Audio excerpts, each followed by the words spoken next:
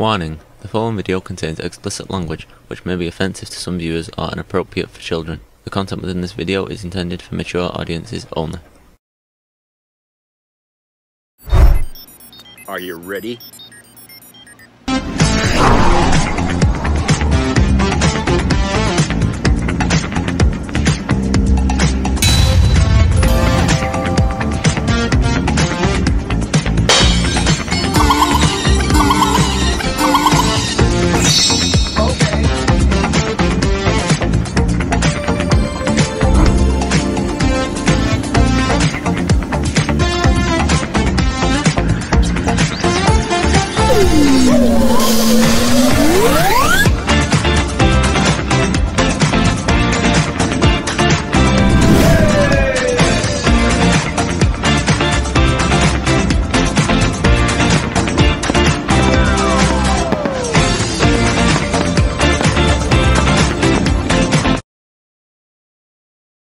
When an Okaloosa County deputy pulled into this Florida apartment complex, it took about 3 minutes for him to enter an office.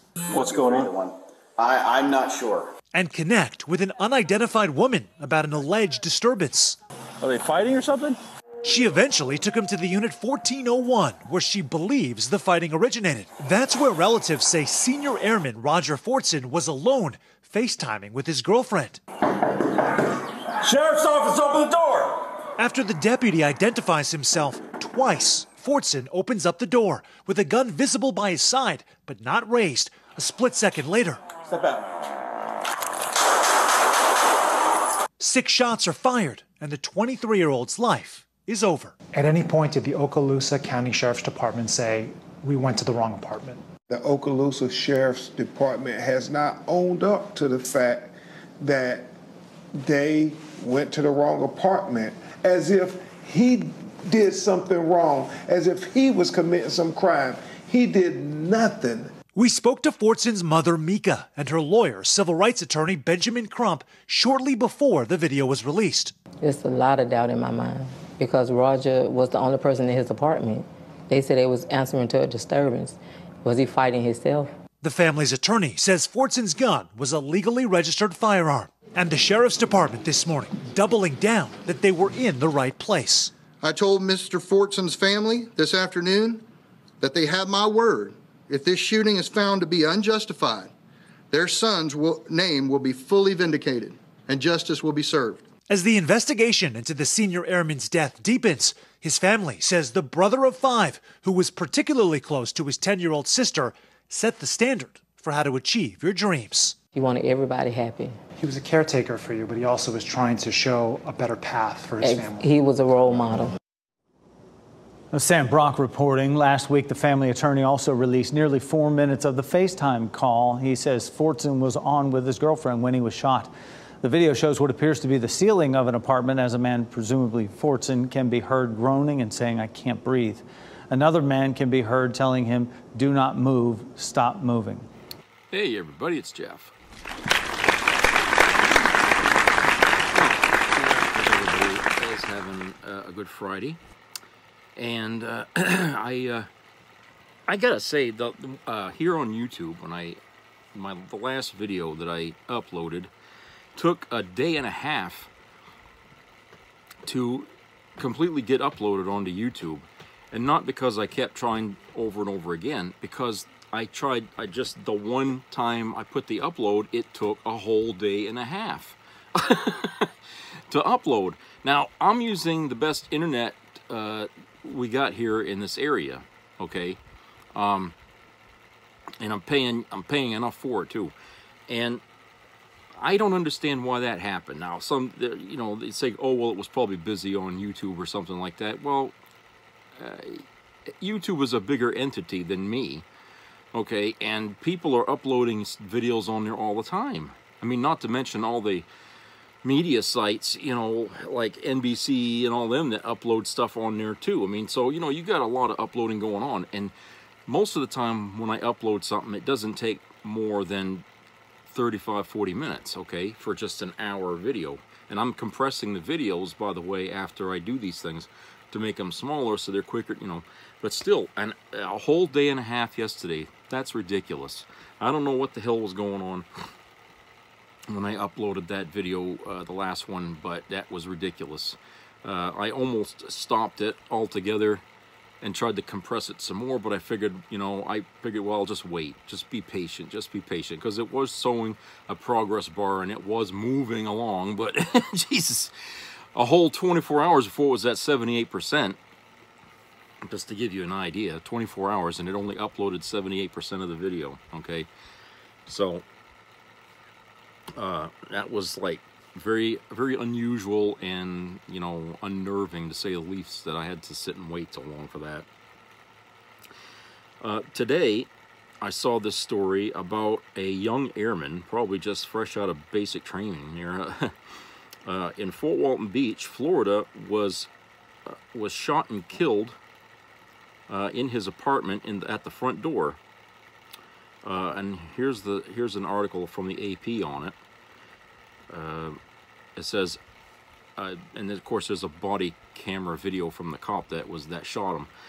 Body camera video shows fatal shooting of black airman by Florida deputy in apartment doorway.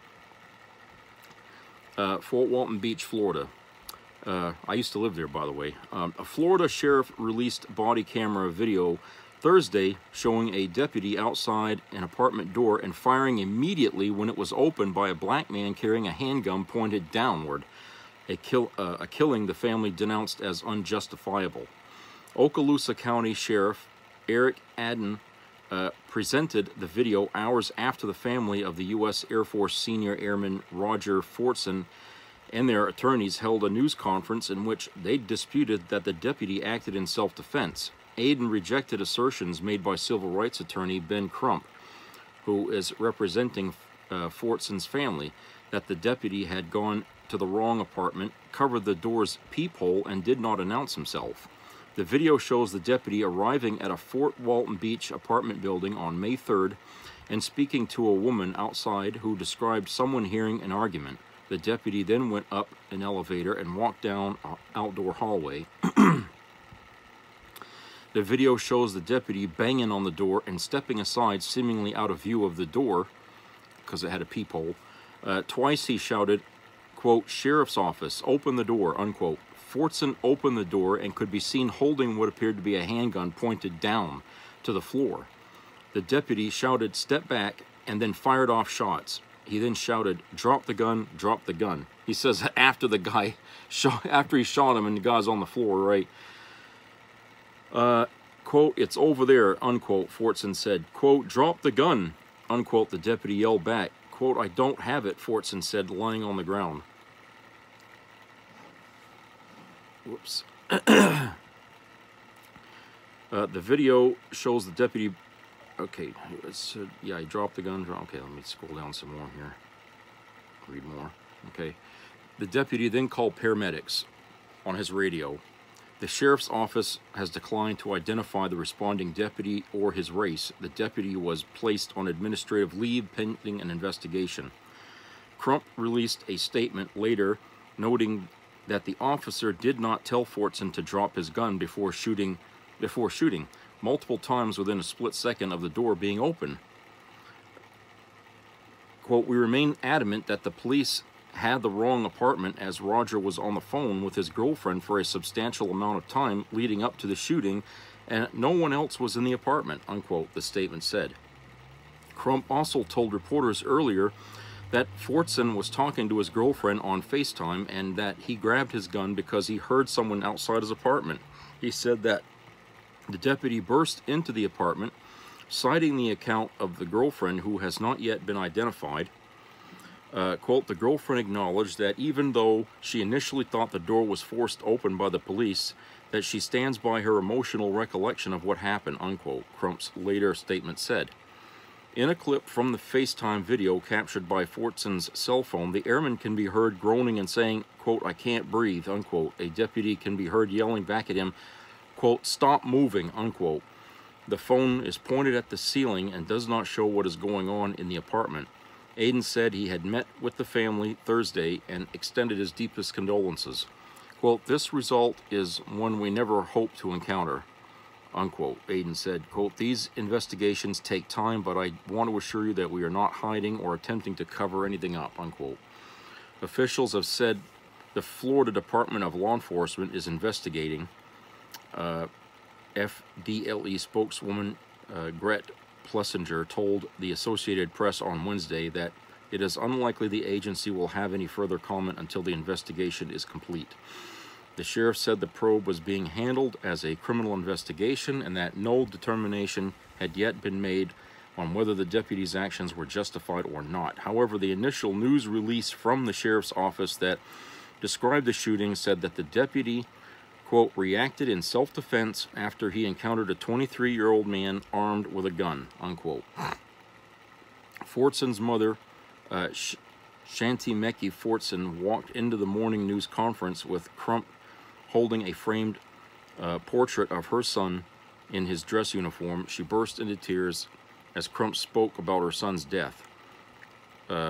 Quote, "My baby was shot up," unquote, she said. Crump called the shooting, quote, "an unjustifiable killing," unquote.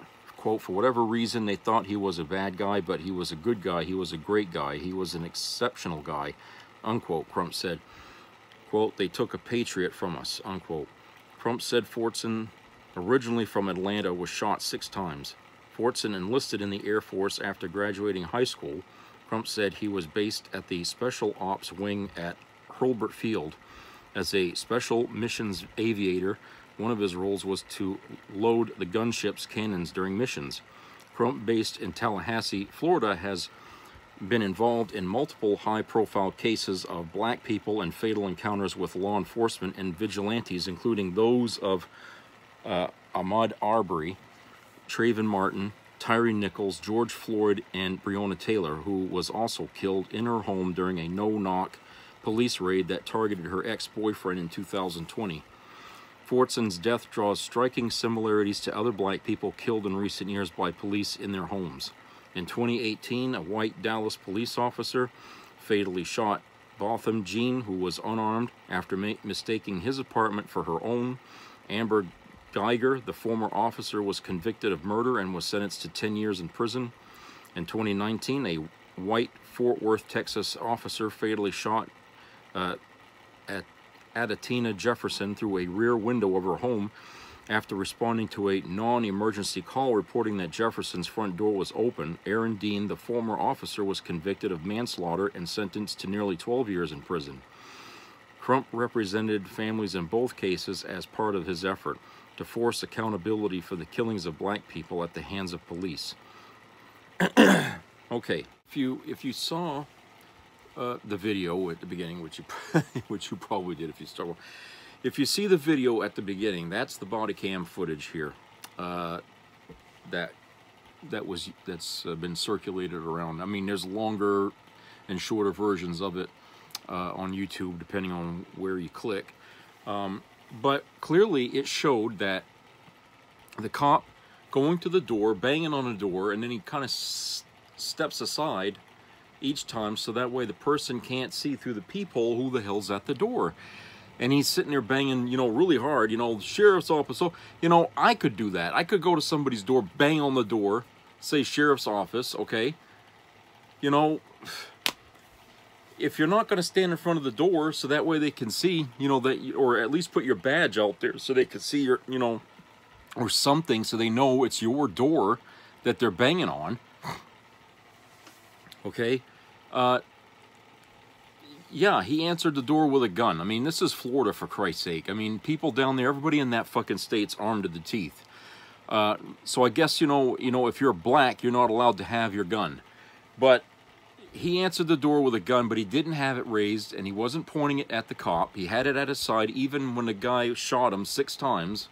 Okay, he still had the gun at his side, and he fell. He didn't even hold the gun up to defend himself, from... No, he didn't. He just had it in his hand, and it was pointed at the floor the whole fucking time. And yet, for some reason, the cop got scared, and he shot the guy. It's like, okay, so, in other words, if you're trained as a cop, and if you feel scared, even if the guy might be holding a cell phone, if you feel like your life's in danger, you are authorized to shoot, okay?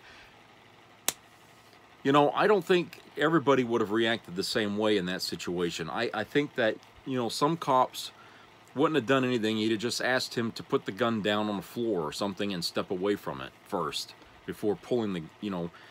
This guy didn't. He just says, you know, put down the gun and then bang, bang, bang, bang, you know, start shooting like he's in the Old West. Okay, I don't know how he's going to justify that killing, to be honest. Okay, that's like an overreaction. He wasn't in control of his emotions at that time. All right, he gets a call. There's loud talk going on in this apartment. Okay, and now they're saying it wasn't even the right apartment because the guy wasn't talking to somebody else in the room. He was talking on the phone, FaceTime. Okay, he was on the phone. And, you know, he gets that visit, you know, bang on the door.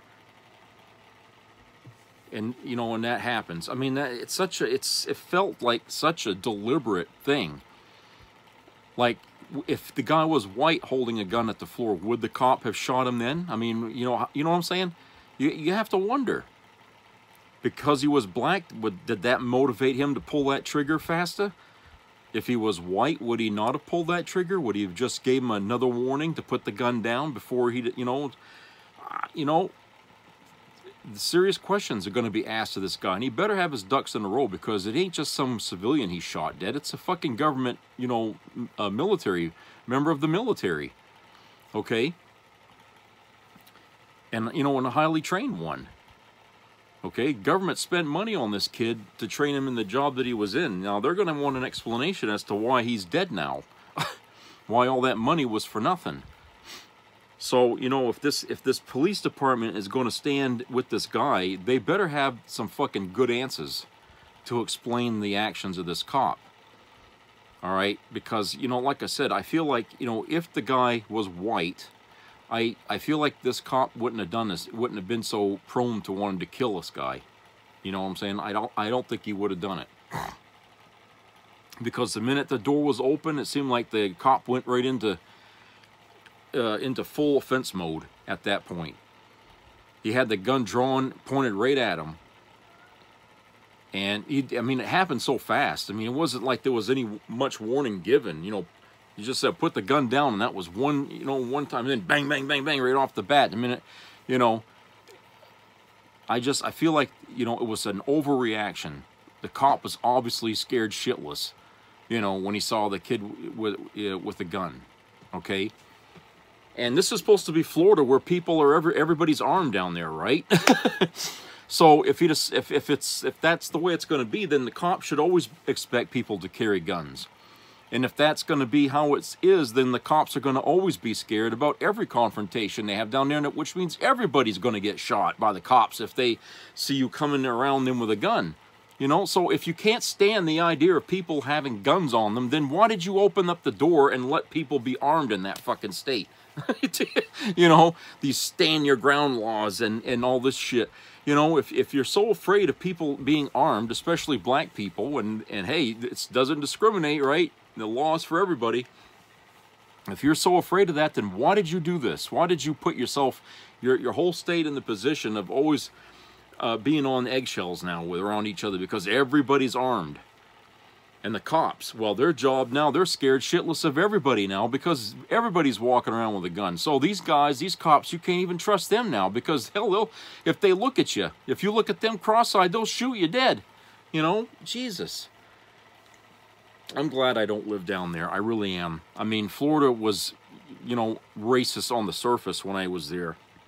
Okay, because I remember I lived in a neighborhood where there was a mix of military and civilians living in this neighborhood. You had people that worked on base and they lived, in, you know, in our neighborhood, and some of them were black. And I remember this one guy. His first name was Lee.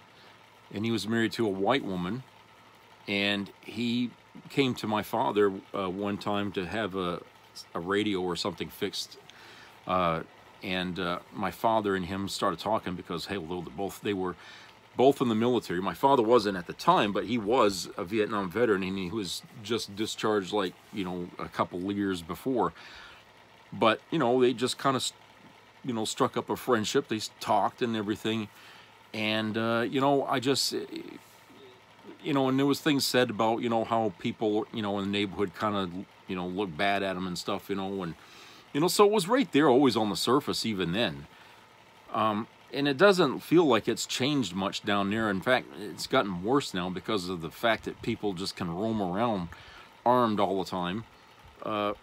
And you could see how that's made the police force in that state and the different cities and towns more nervous now, because they don't know, you know, every situation requires they got to have the gun on them, because they don't know. Even an ordinary traffic stop, they got to have that gun right there because the person in the car might be armed. And so this cop here, you know, goes to somebody's door, the kid opens the door, and he was perfectly within his rights to have the gun according to the law. I mean, he can defend his property, his home, okay? And he had a handgun, which was registered to him. He had every right to have it, okay? And, you know, shot him right there, shot him dead, you know, within, what, 10 seconds of answering the door, not even that, about 5 seconds. Within 5 seconds, you know, told him to put the gun down, and then bang, bang, bang, bang. That was it, you know, and he felt that he, you know, he did it right. Well, yeah, put the gun down and then wait to see if he's going to put it down, or, you know, you'd have, since he already had the gun pointed at him, if he'd have tried to raise his gun, then he might have been justified in shooting him. He'd have got the first shot and killed him dead before anything else. No, he didn't even wait for that. The kid still had the gun at his side. And then all of a sudden he's shot, dead. You know? You know, I just, like I said, you know, sometimes when you give somebody a badge, that goes to their head. Just because a person passes a test in the academy, they pass the basic, whatever the hell training they get, just because they pass and earn that badge, doesn't necessarily mean they should have it, because there's another test that they don't really do that well at, and that's psychological testing.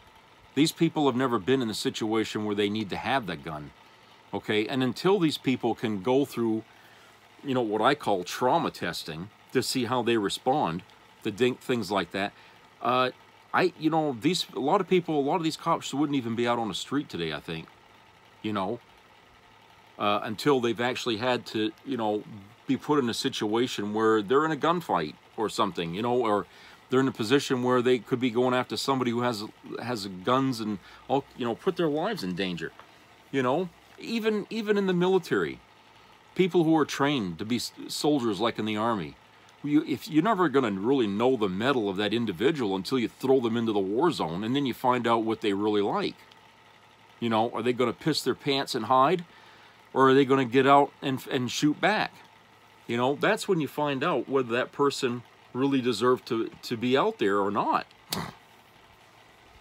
It takes more than just earning your badge and earning, you know, or getting a diploma, you know, to be a cop. You got to have the mental fortitude, you know, and, you know, and be even tempered, so that way you're working deliberately instead of reactionary.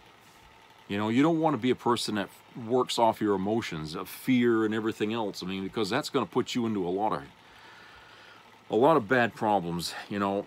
And like I said, this guy here, he's really going to have some damn good answers for the government when they come and knock in there on his door and say, look, we got to talk.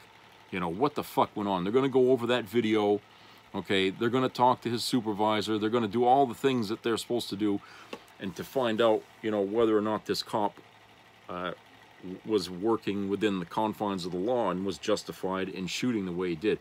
In my opinion, from what I saw, he wasn't justified. I think he overreacted too quickly, and he did it out of fear because he saw a kid with a gun.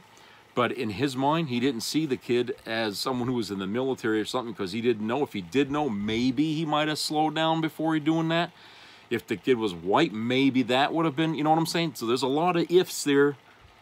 There's a lot of understanding this guy's frame of mind at the time to know what he was doing and thinking. And it's going to have to match up to what we saw in the video. You know? So, anyway, that's that.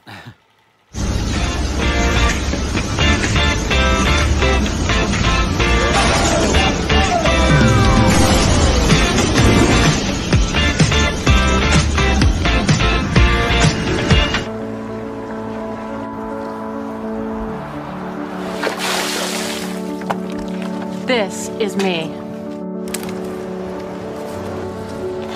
This is me.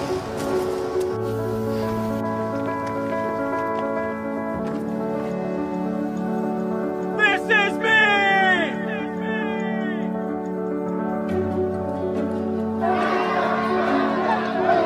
This is me. I'm Alex Curtis. I'm a lobsterman in Maine, and this is me.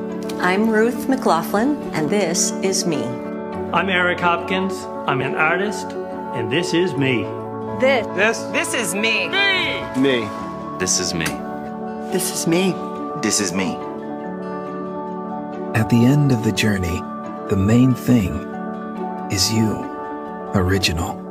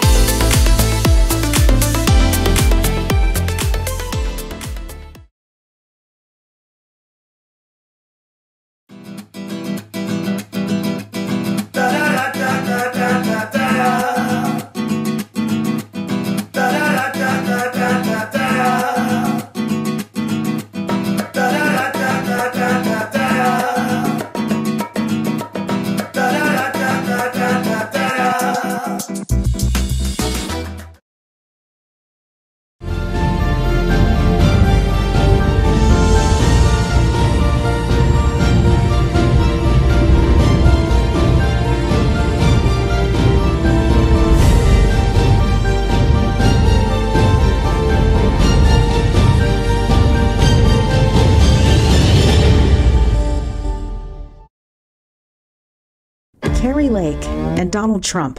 At first, they admitted they wanted a national abortion ban. I don't think abortion pills should be legal. There has to be some form of punishment. For the woman. Yeah, there has to be some form. Now, they're pretending they won't back the ban if they're elected.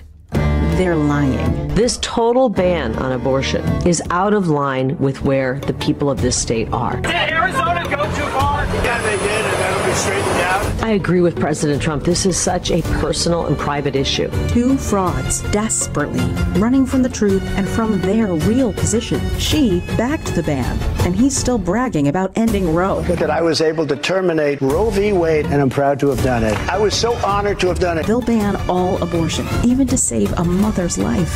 They'll end IVF, and they'll ban birth control. Donald Trump and Carrie Lake, they're the same. They're dishonest, deceptive, and dangerous for every woman.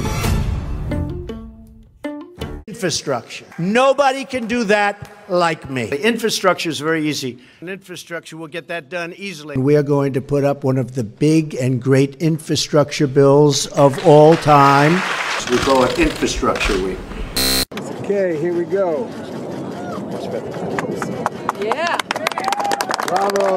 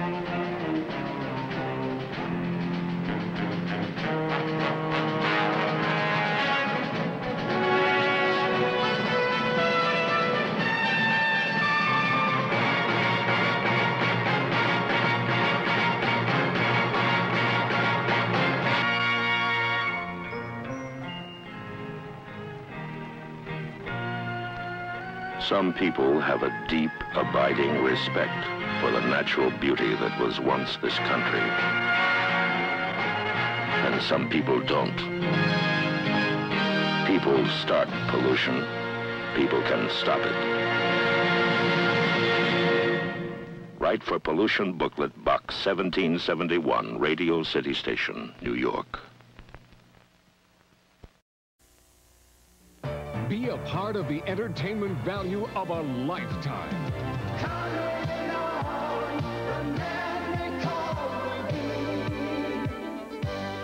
I loved it. It was the best performance I've seen in a lifetime. I loved the show. I liked it very much. He's a very entertaining man. It's well worth the money. Now appearing in Charlottetown, coming to Halifax November 6th to the 18th, and St. John November 20th through the 26th.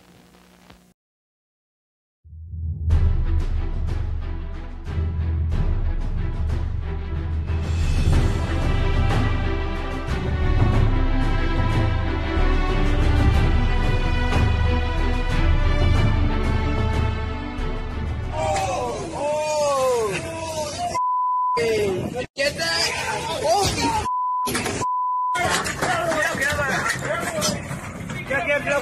All right, welcome back.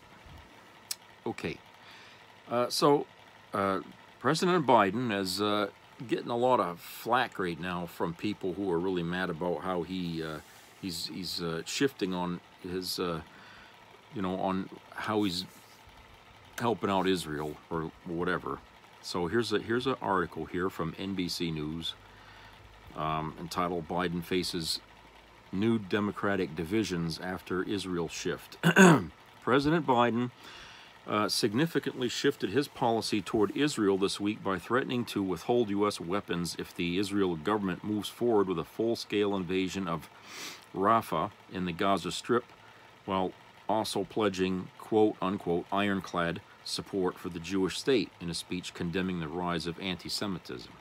But Biden's nuanced position has created different fault lines of division within his own party. The president now faces a rash of new criticism from some lawmakers and voters in battleground states where his position on Israel carries the most political risk for his efforts to win re-election.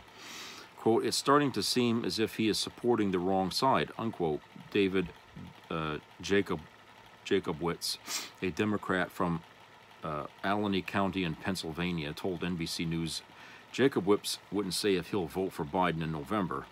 Oh, really?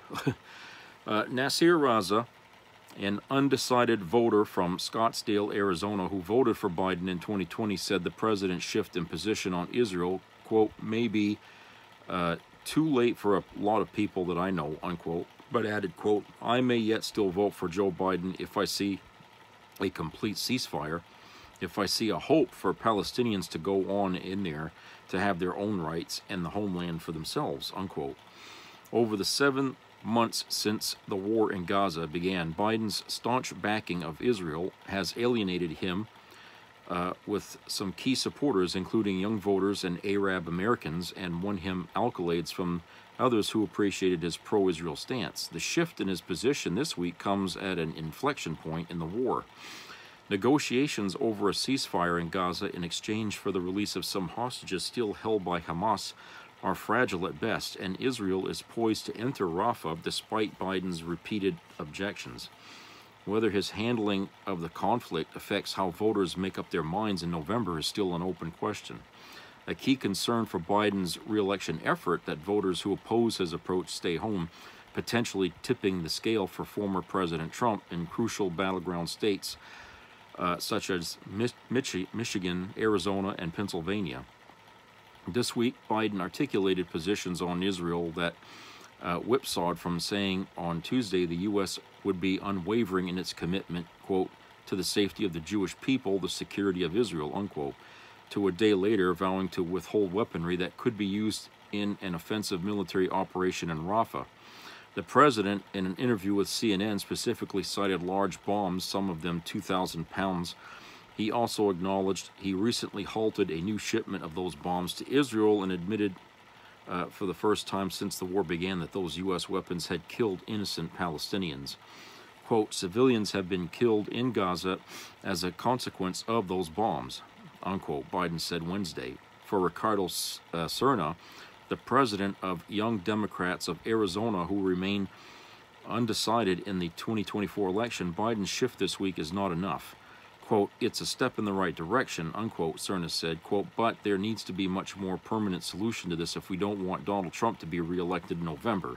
And I fear that unless this happens, we're going to be seeing another Donald Trump presidency," unquote. Trump on Thursday said he, quote, "wouldn't do what Biden did." unquote, and questioned why Jewish voters would support Biden. Quote, if you're Jewish and you vote for him, I say shame on you, unquote, Trump said in an interview with North Carolina's Spectrum News 1. John Kirby, a spokesperson for the National Security Council, pushed back on criticism of Biden's stance. Quote, the argument that somehow we're walking away from Israel or we're not willing to help them defeat Hamas just doesn't comport with the facts, unquote, Kirby told reporters Thursday. A senior administration official stressed Thursday that Biden is, quote, motivated by our national security interests and by our values, not by politics, unquote. Reactions from two of Biden's allies reflect the spectrum of views on Israel and the war in Gaza among Democrats that he must navigate as he seeks to unify his party ahead of the November election. Representative Ro Khanna, Democrat, California, a progressive Biden surrogate who has disagreed with his handling of the conflict, praised his threat to withhold weapons to Israel. Quote, I do think this step from the president will be well received by many progressives who have been arguing for a course correction, unquote, Khanna said. Yet Senator John Fetterman, a Democrat from battleground Pennsylvania who was a vociferous supporter of Israel, criticized Biden for signaling he'd halt weapons if Israel launches a major invasion of Rafah. Quote, hard disagree and deeply disappointing, unquote, Fetterman said of the president's policy. In still another twist in how Biden's changed position has shaken up views of him from within his own party, one of the sharpest critics of his handling of the conflict in Gaza, Representative Pramila Jayapal, Democrat, Washington, called it, quote, an important turning point in this war, unquote. Well, I commend the president for heeding this call to ensure we protect innocent Palestinian lives and refuse to supply weapons to ensure no more civilians in Gaza are killed as a consequence of U.S. bombs, unquote, Jayapal said Thursday. Jill Zippin, the chairwoman and co-founder of a Jewish political action committee in Pennsylvania that's endorsed Biden, Democratic Jewish Outreach, said she agrees with his, quote, targeted approach, unquote, to Israel. Quote, I believe that the Biden administration and the Democrat Party have a deep commitment to Israel's safety, and what they are doing here is acting in Israel's best interests, unquote, said Zippin. While many progressive Democrats and younger voters have been critical of Biden's Israel policy after the October 7 Hamas terrorist attack, with some vowing to sit out the November election, others say it ultimately won't affect their vote. Alex Torin, a 20-year-old student in Grand Rapids, Michigan, said he disagrees with Biden's handling of the war in Gaza and hopes his decision to halt a shipment of weapons to Israel last week is a permanent change. The White House has said no final decision on whether to send those weapons has been made. Quote, but the truth is, Trump would be worse, unquote, Torrance said. Quote, there is likely, in my opinion, nothing that could happen between now and November that would make me not vote for the president or not go to the polls in November, unquote. David Jacobson, a Democrat in Allegheny County, Pennsylvania, said Biden's shift in position on Israel this week smacks of a political calculation. Quote, I thought that Biden's withholding of military aid to Israel is a serious and appalling misstep, unquote. Jacobson said, quote, it seems that Biden is probably reacting to political pressure from the left wing of the Democrat Party with an election looming, and it is seriously unfortunate that he would feel the need to publicly compromise on Israel's security in order to feel more secure about his electability, unquote. Still, Jacobson said he plans to vote for Biden in November. Okay, number one, with or without U.S. weapons, Israel is not defenseless. Okay, let's get that straight. Israel has a stockpile of weapons in there from decades of us sending shit to them. Plus, they manufacture their own weapons too now. They got a whole industry over there on weapons. Christ, they even sell some of their weapons to other countries. Israel is not defenseless. Whether we send them a 2,000-pound bomb or not, they can still start their fucking invasion of Gaza. Even Netanyahu said that wasn't going to matter to them if they got weapons from the U.S. or not. So whether or not we send them weapons Okay, it's just symbolic for people over here that we do because, oh, we got to stand with Israel no matter what. You know, it's like, yeah, they got 10 billion rounds of ammunition. Let's send them another box of 500 rounds just to let them know we still support them. Well, what's that really going to do in the end? That doesn't show any support, does it? Because the people Biden is trying to help are not the fucking governments. He's trying to help the innocent bystanders over there so they don't get killed. Okay, he's the one in the middle trying to keep these people safe. And he's telling Netanyahu, look, we're not going to stand behind a full-out invasion. We don't support that. We offered you an olive branch to come to Washington and sit with us, and we were going to hammer out a better way to deal with this situation. But you said no. You said no. You didn't want that. You wanted to do this fucking war. Okay? All you wanted from us was our fucking bombs. That's it. You don't care about how we feel about this thing. You just want to drag this country by the nose into a fucking slaughter. Okay? We don't want that blood on our hands because we said no. We don't, I mean, you're killing the women and children over there. These people are bombing goddamn hospitals and schools.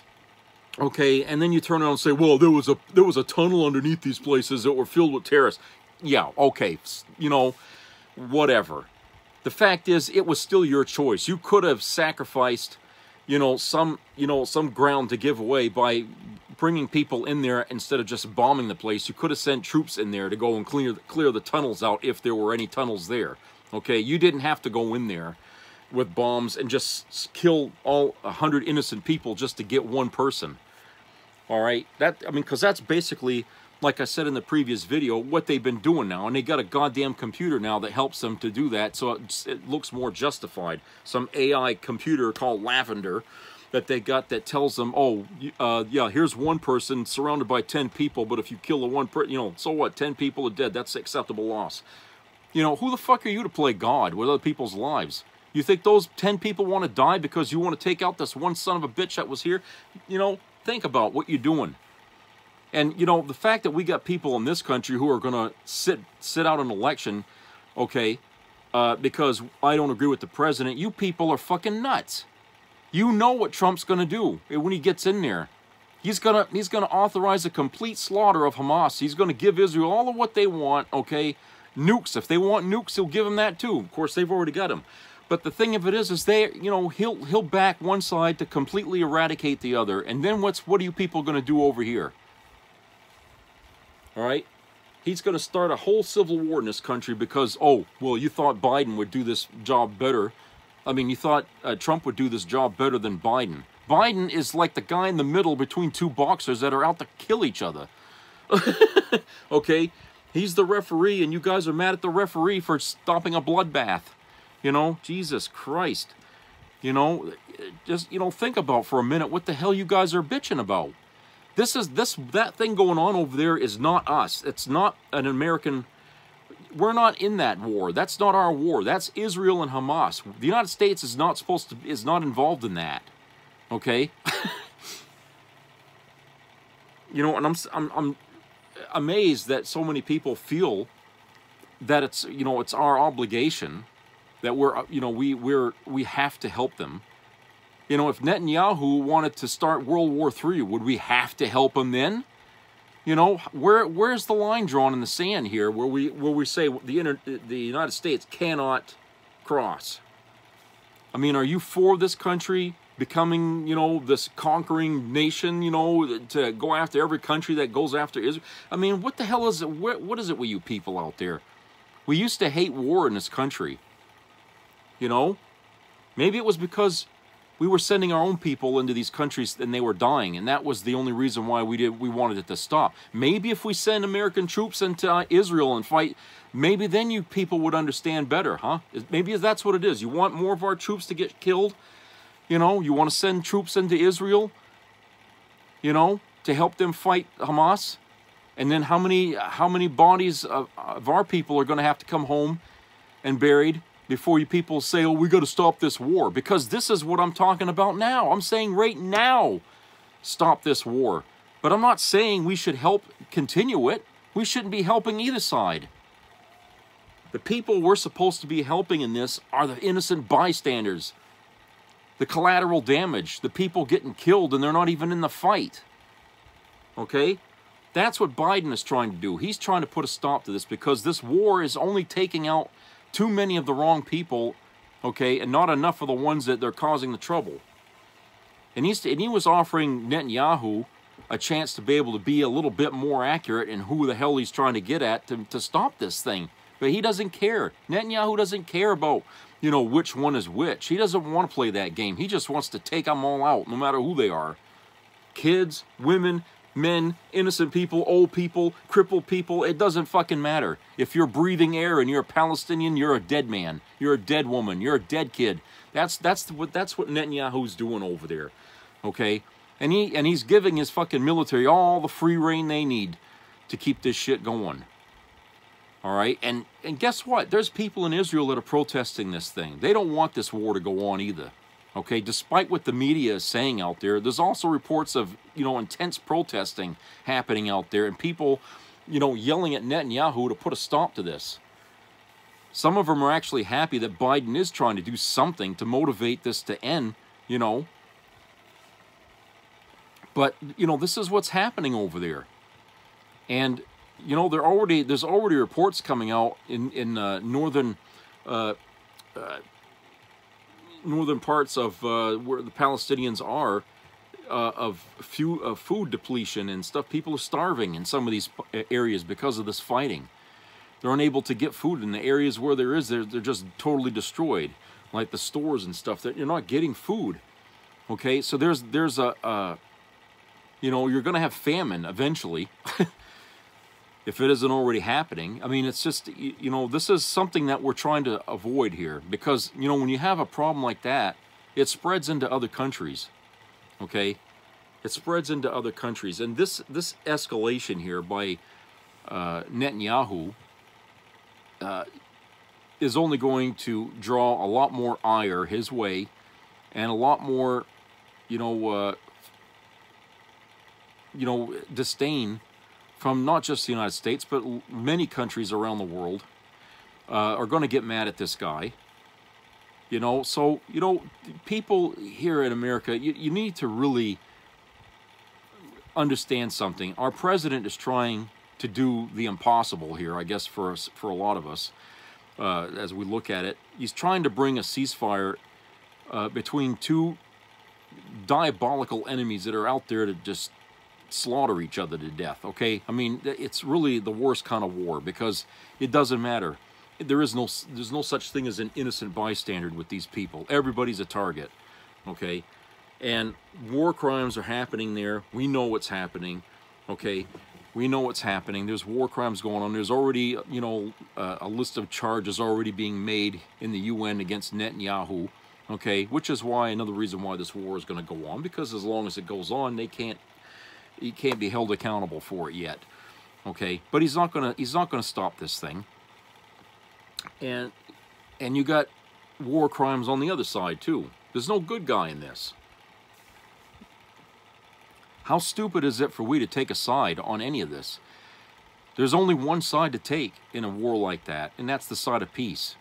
You've got to stand the middle ground. You've got to take the high ground. You've got to say these two forces have got to stop shooting each other. They got to come to the table. That's the only way this will end. We have to. If you want the United States to do anything in this thing, is to open the door to peace. Is to become the neutral ground to bring both leaders to the table. Otherwise, we don't have to send them weapons if we don't want to get involved in this. If we don't want Americans to get their hands bloodied over what's going on there. We don't have to be involved in this. Just because they start a war with somebody doesn't necessarily mean we have to agree with it. We already know Netanyahu is corrupt. So why would you want to stand with a corrupt leader in this? And why would you want to stand with a terrorist on the other side? You know? It's amazing. I mean, we send our kids to school to get some sense in their ears. And I guess really the only schooling that really matters in a person's life is the school of hard knocks. Seriously. What you learn in college is really just data. But without a context, without a personal experience, that data doesn't mean a fucking thing, does it? So you can learn from history all you want, but unless you live that history, unless you've experienced that history, you're not really going to understand it. Okay? And maybe that's the reason why we keep repeating history, is because those who did go through that period understand the necessity for avoiding that mistake. Those of us who didn't live through that can't relate to it. We can't understand that. It's like asking a white man to know what a black man's life is like. You know, how are we going to understand that unless we lived it? You know, we don't, you know, for a lot of us, we don't know what it's like to be whipped to death, you know, as a slave or anything like that. We never will. Okay? But those people who were treated that way, whipped and all that, they understand slavery. They understand why we shouldn't have it. Okay? Well, that's the same thing here with this, is that, you know, we can't possibly understand the mindset of what's happening in Israel and with Hamas and all that. We can't understand that. We think we do, but we don't. We might not like the idea of innocent people being killed, but guess what? That only means you want peace. It doesn't mean you want to take one side or the other, because both sides are losing women and children in this thing. Okay? What it means is you stand for peace. That's what you should be out there marching for. That's what you should be in front of the White House asking the president to do, is to pursue peace here. To do everything that can be done. Okay? Which, you know, he has been trying to do things. The media doesn't really report it because we're too busy looking up Donald Trump's asshole here right now to see what's going on in court.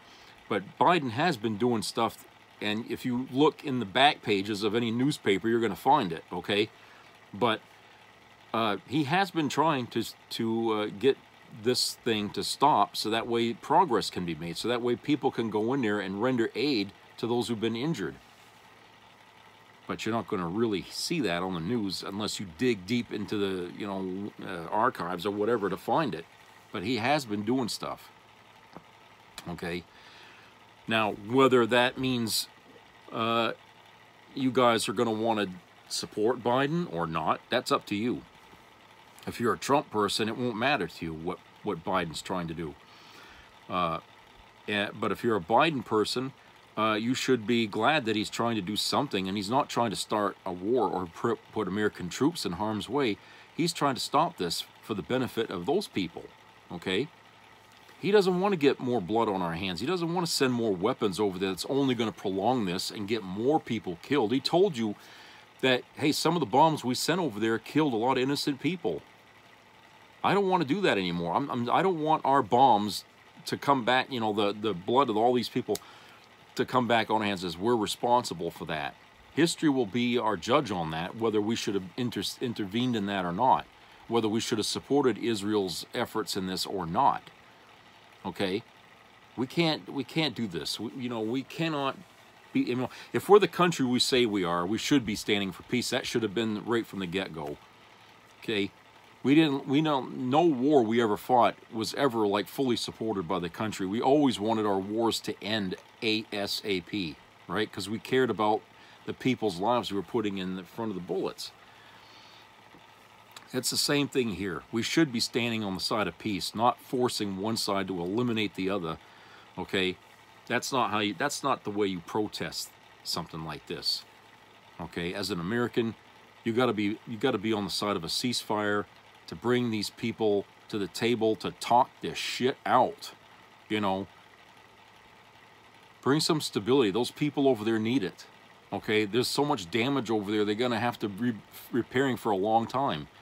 You know, to continue this war only means further damage, more lives lost, you know, more misery, more deep-seated anger to the other side. I mean, it doesn't solve a fucking thing, and it hasn't in generations. Jesus. If anything, learn history in that.